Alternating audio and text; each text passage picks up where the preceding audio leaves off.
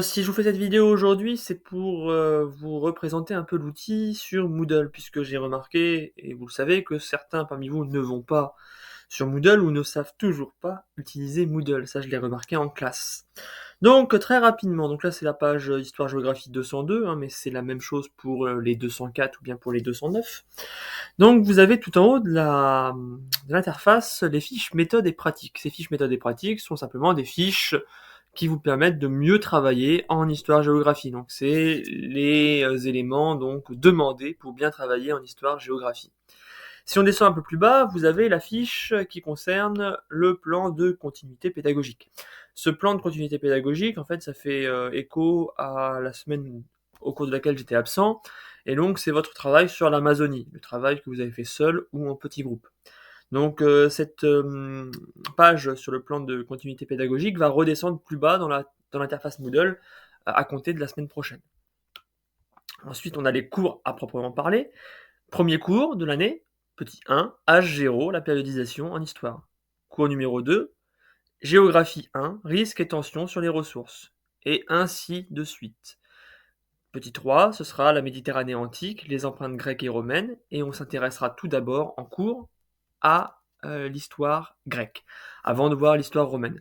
Vous remarquerez qu'à chaque fois, vous avez différents types de documents.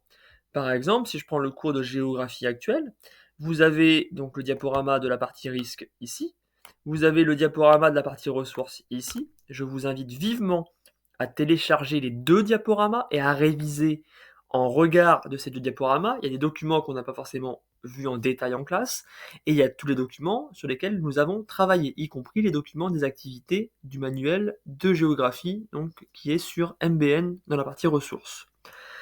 Vous avez ensuite les capsules vidéo. Vous remarquerez que la capsule vidéo sur l'Amazonie est disponible depuis quelques jours. C'est la correction. C'est grosso modo les éléments que j'attendais pour la correction sur la Taco Amazonie.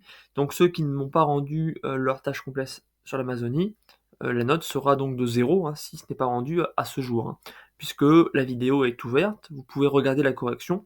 Ça, je ne vous l'impose pas durant les vacances. Ce que je vous impose en revanche durant les vacances, c'est de regarder la partie sur les risques. Cette partie sur les risques, ça fait écho à la fiche prévention qu'on a collée juste avant les vacances. Et donc vous avez tout un cours d'une dizaine de minutes sur les risques, rien de très compliqué. De la même façon, il y aura ici, d'ici demain, au plus tard, une capsule numéro 5. Cette capsule numéro 5 fera état donc de l'énergie et de la place de l'énergie dans le monde. Et donc je vous parlerai pendant une dizaine de minutes de la question de l'énergie à travers le monde. Et vous aurez en dessous un questionnaire à remplir. Je vous demande comme devoir pour à la rentrée de faire à la fois cette vidéo, de regarder cette vidéo et de faire le questionnaire. De la même façon sur Moodle, enfin, vous avez toutes les activités du chapitre. Vous retrouvez des vidéos complémentaires, soit des vidéos que nous regarderons en classe, soit des vidéos qui complètent un peu le cours. Par exemple, ces vidéos-là, nous ne les verrons sans doute pas en classe, mais ce sont des vidéos complémentaires. Celles-ci, on la verra en partie en classe, mais pas intégralement. Et donc, ces vidéos complémentaires servent à augmenter un petit peu le cours et à développer un peu votre cours. Donc voilà, à chaque fois, vous avez des petites vidéos, vous avez les activités et le diaporama du cours. Je vous demande vivement de télécharger le diaporama du cours à chaque fois dans un chapitre et vous le mettez dans un de vos dossiers. Vous pouvez réviser comme ça à l'aide du diaporama et c'est bien mieux ainsi. Pour le prochain chapitre, vous aurez un syllabus. Donc le syllabus, vous aurez le cours directement tapé. Et simplement pour la partie grecque, vous aurez quelques exercices à faire. Sur ce, par rapport à Moodle, je m'arrête ici et je vous dis à très vite.